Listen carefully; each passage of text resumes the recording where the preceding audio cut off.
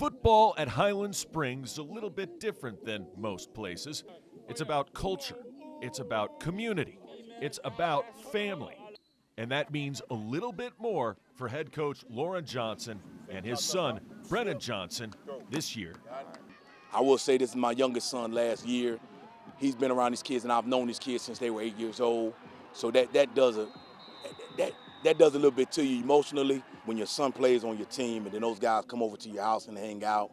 They're playing a video game and they're talking, you communicating, you kind of hear them on the phone on a regular basis. You know what the mindset is, right? So we understand it. I keep some of those conversations private, but there's definitely a motivation to get back and to perform at the highest level we possibly can.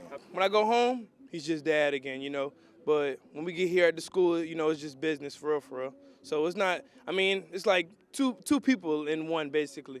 It's dad and then you got Coach Johnson.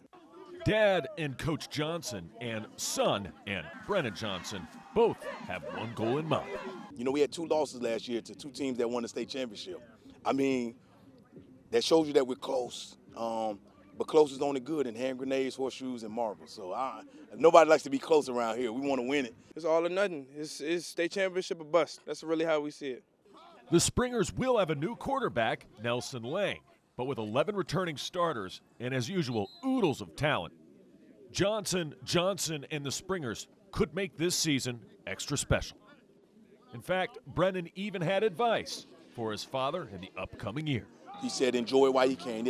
He said that to me, right? Enjoy this process while you can, because you don't get it back, especially on the high school level. So we got to continuously work on this process for him and make sure his mindset is where it needs to be on a regular basis and not get too far ahead and not dwell too much in the past.